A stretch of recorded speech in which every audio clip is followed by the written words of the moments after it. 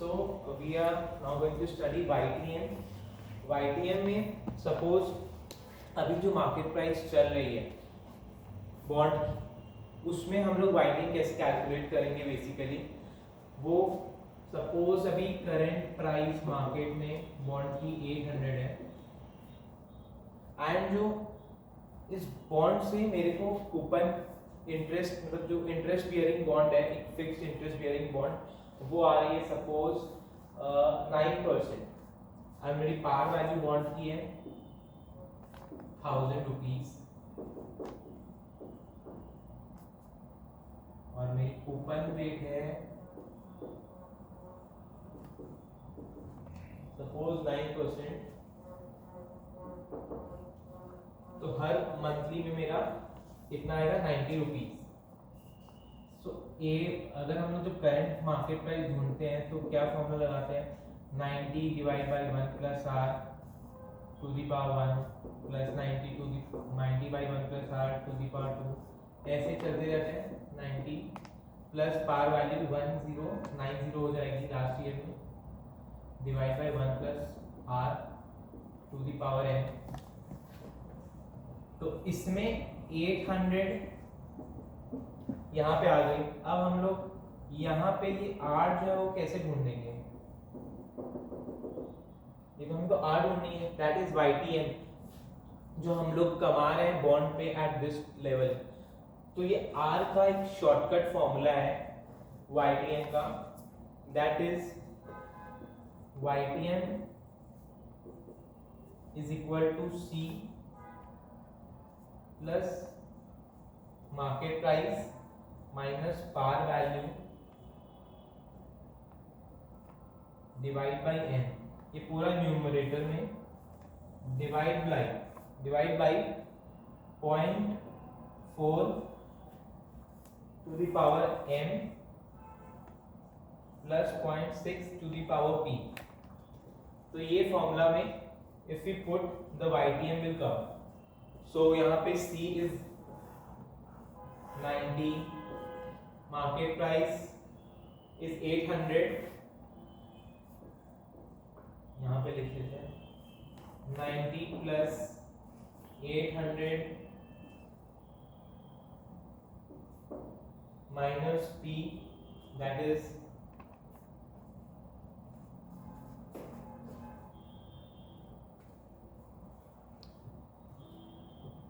just a minute, current market price 1000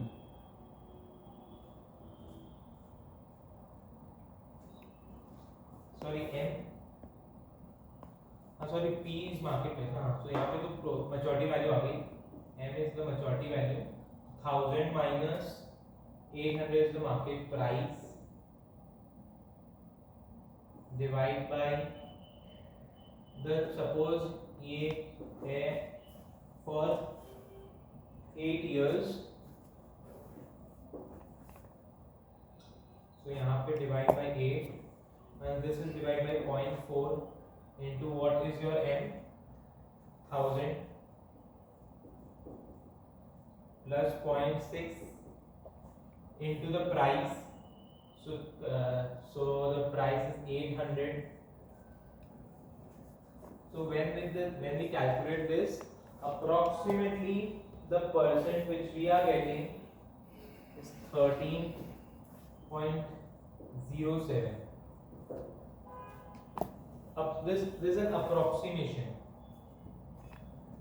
always is an approximation। तो YTM ढूंढने का it's a trial and error method basically, जहाँ से हम लोग ये R ढूंढने की, क्योंकि R ढूंढने का और कोई तरीका नहीं है एक्सेप्ट मतलब सॉफ्टवेयर या एक्सेल में we can find it easily, but manually हमें ट्रायल एरर पे जाना होगा। और ट्रायल एंड एरर नहीं जाके this is the shortcut formula that we have, C plus m minus p divide by n to the power whole divided by 0.4 to the power 0.4 into m plus 0.6 into p, जहाँ पे C is the coupon rate, 1000 की bond है तो 9% is 90 rupees, M is the maturity value that we are getting at the end of 8 years, that is 1000 rupees, minus P is the price of the bond currently, that is given in the sum, like suppose 800, 1000 minus 800 divide by 1000 minus 800 divided by 8, that is the number of years after which the bond will mature. So 1000 minus 8 divided by 8 and whole divided by 0.4 into m, that is 1000 maturity value, and 0.6 into p, that is the price, 0.6 into 800. तो ये YTM का formula 13.07% इससे आ गया. Now इसके बाद duration of the bond. So what is this duration of the bond, और sum wise suppose कैसे calculate करेंगे? Let's take an example.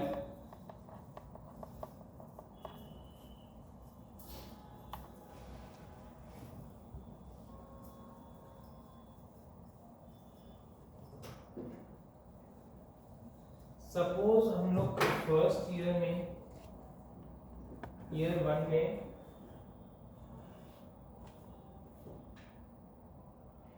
year 1, year 2, year 3 ऐसे लिख दूं, and cash flow that we are getting in the first year is 100, and here we'll get suppose the coupon along with the principal, so that is 1100. So here the face value was 1000 and rate is 10%, that's this coupon rate. Coupon rate is 10%. So here we are getting 100, 100 and 1100 at the end of year 3. Now if we calculate the present value, and here the discounting rate, that is R, which is 5%, suppose. So now we'll do a simple present value, 100 divided by 1.05, 100 divided by 1.05 to the power 2, 1100 divided by 1.05 to the power 3. So basically I have calculated the values, which comes to 95.24, 90.7 and 950.22, and this total comes to 1136.16. So इसका हम लोग ratio कितना होगा? Proportion of this, इसका proportion, इसके मतलब this is suppose 100%, this is 1. So what is the proportion of this 95.24 divided by 1136.16? So percentage of this is of PV is 0.084, then it comes 0.08, और last वाले में सबसे huge amount 950.22 ही है, तो this is 0.85 approx, so 0.83836. So this comes the present value, और यहाँ पे हमें proportion तो मिल गया. अब हम लोग को ड्यूरेशन कैलकुलेट करना है. तो ड्यूरेशन कैलकुलेट करने के लिए ये ईयर 1 था, तो ईयर 1 का प्रोपोर्शन है 0.84, तो हम लोग 1 into 0.084 किए, तो यही आएगा 0.084. अब नाउ यहाँ पे ईयर 2 है, तो सेकेंड ईयर में 0.08 प्रेजेंट वैल्यू, मतलब ये 0.08 क्या है, मतलब ये 8% है of this total present value जो हम लोग को ईयर 2 में मिल रहा है बेसिकली. तो 0.08 into 2 कितना हुआ? 0.166. नाउ थर्ड में this is 2.509, मतलब 3 into 0.836. So this comes to 2.509. अब इन तीनों का एडिशन जो है that is called duration, और इन तीनों का addition 2.753. So this is our duration. So duration होता है 2.75 years में हमें बॉन्ड का टोटल वैल्यू मिल रहा है. मतलब 2.75 years में हम लोग इस बॉन्ड का जो हम लोग इन्वेस्ट किए थे एट द बिगिनिंग 1000, वो हमें मिलेगा. बेसिकली इसका मतलब ये होता है. तो 2.75 में फिर कैलकुलेटेड टोटल प्रेजेंट वैल्यू अगर 3 साल का बॉन्ड नहीं हो 2.75 का होता तो हमें 1000 उस समय मिलता. बेसिकली वही बता रहा है ये बॉन्ड, क्योंकि हम लोग बेसिकली 2.75 का मतलब बेसिकली यही होता है। अब इसमें और एक चीज है मॉडिफाइड ड्यूरेशन। मॉडिफाइड ड्यूरेशन मतलब जहाँ जो हमें बताता है कि अगर 1% चेंज हुआ ये यील्ड में, तो इस यील्ड के चक्कर में बॉन्ड प्राइस पे क्या इफेक्ट आएगा, तो that is modified duration. So modified duration यहाँ पे डी तो ड्यूरेशन 2.753 हुआ। अब modified duration is D by 1 plus YTM। Basically 1 plus YTM बोल लो या 1 प्लस यील्ड बोल लो, कुछ भी। सो ये यहाँ पे जो भी यील्ड होगा गिवन, तो वो मॉडिफाइड ड्यूरेशन होगा, d divide by 1 plus yield. So इससे मॉडिफाइड ड्यूरेशन से हमें ये पता चल जाता है कि कितना प्राइस, कितना बॉन्ड के प्राइस में चेंज आएगा due to 1% change of yield basically. So moving on to the next concept, interest rate real and nominal में। आई गेस ये सिंपल है, इतना बताने की जरूरत नहीं है, पर तब भी लाइक 1 प्लस जो 1 प्लस रियल रेट जो होता है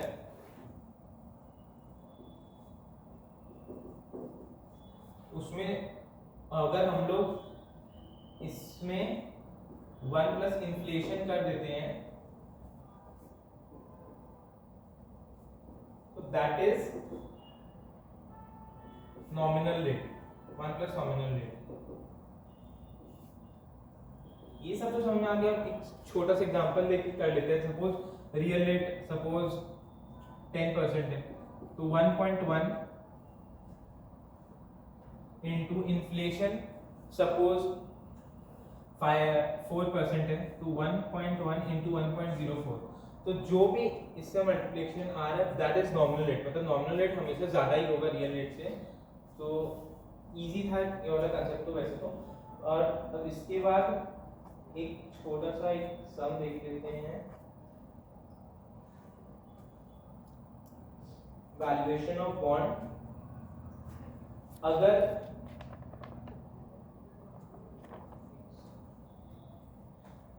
सपोज एक बॉन्ड है जिसका कूपन, सपोज एक फेस वैल्यू बॉन्ड 1000 है एंड उसका coupon rate 12% and maturity is 7 years। ठीक है, अब इस बॉन्ड का वैल्यूएशन क्या होगा at different points of discounting rate.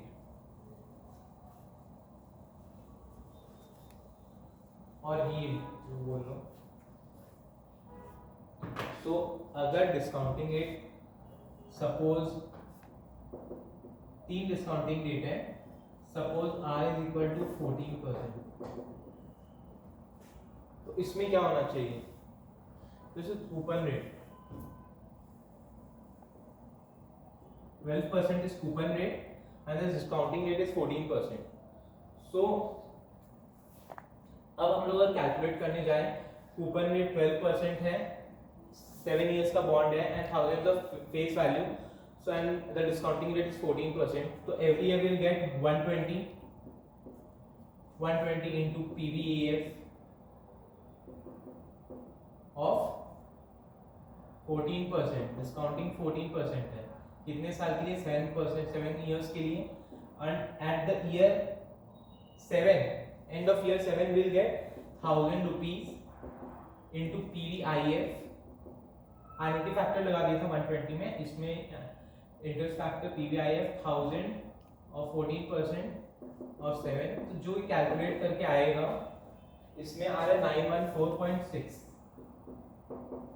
तो इसमें क्या दिख रहा है, जो कूपन रेट है 12% और हम लोग डिस्काउंट कर रहे हैं 14% से, so the price of this bond is less than it's maturity value 1000 मिलेगा 7 साल बाद, पर आज इसका प्राइस 914.6 होगा क्योंकि हम लोग का डिस्काउंटिंग रेट इज 14%, हमें 12% हर साल मिल रहा है। और जब हम लोग ये डिस्काउंटिंग अगर रेट 12% कर दें, रेट यहाँ पे अगर 12% है तो हम लोग डिस्काउंट हम लोग कूपन भी 120 का मिल रहा है एंड डिस्काउंट भी 12% से ही करें, मतलब कूपन रेट भी 12%, डिस्काउंटिंग रेट भी 12% का। तो अगर हम लोग कैलकुलेट करेंगे as सिमिलर, तो इसका भी 1000 ही आएगा, इसका 1000 आएगा, क्योंकि 12% का रेट है, 12% डिस्काउंट है। यू कैन चेक कैलकुलेट करके, दोनों सेम आता है इस इंस्टेंस में। और जब रेट 10% हो, तो अगर रेट 10% हो, सिमिलरली कैलकुलेट करना है, और इसका वैल्यू आप देखोगे, इसका वैल्यू कम आएगा एज कंपेयर टू, इसका वैल्यू ज्यादा आएगा as compare to the maturity value of 1000। तो यहाँ पे अप्रोक्सीमेटली आई थिंक 1097 वैल्यू आएगा। तो इससे आपको यू कैन चेक, क्योंकि जब रेट आपका डिस्काउंटिंग रेट में कुछ भी चेंज आ रहा है, तो उससे आपका प्राइस पे क्या इफेक्ट आ रहा है, यू कैन सी।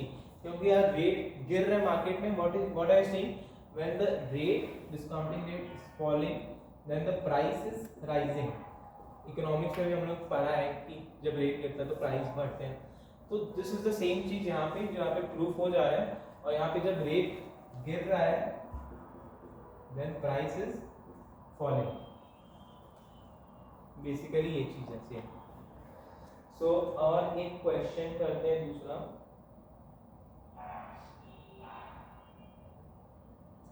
सपोज दो बॉन्ड है,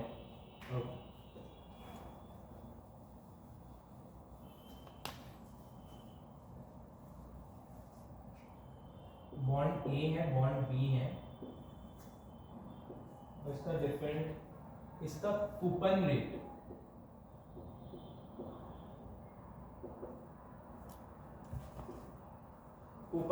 इज 12%, इसका 10%, एंड यहाँ पे मैच्योरिटी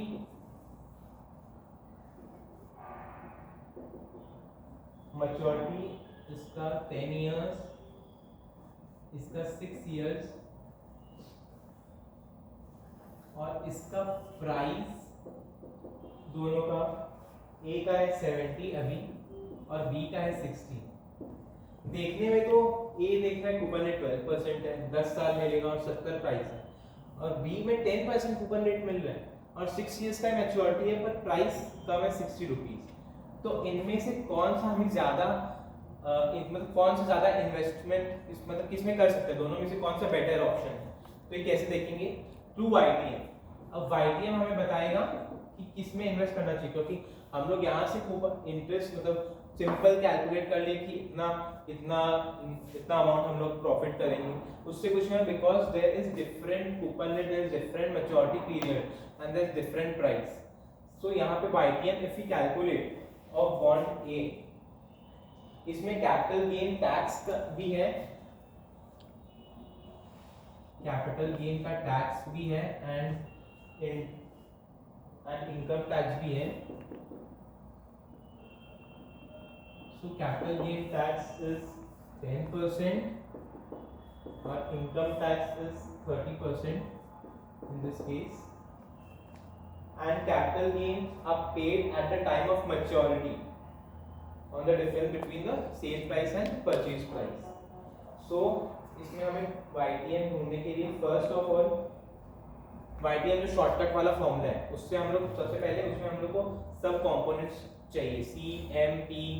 तो हम लोग का सबसे पहले C कूपन रेट तो ऐसे हुआ मतलब 120 आ जाएगा, फेस वैल्यू सपोज 1000 है, दोनों का 120 100 पकड़ लेते हैं,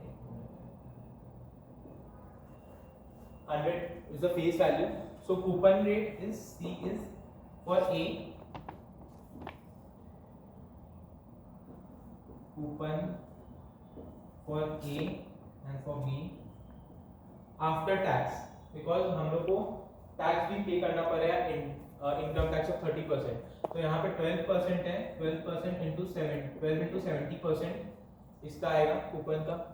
सिमिलरली बी का भी वैसे ही आएगा, 10 इंटू 100, 10 इंटू 70%। सो सिमिलरली इसका आ गया 8.4 और बी का आ गया 7 रुपीज, 10 इंटू 70% 7, ठीक है। 30% इज इनकम टैक्स, 70% आपका आफ्टर टैक्स कूपन है।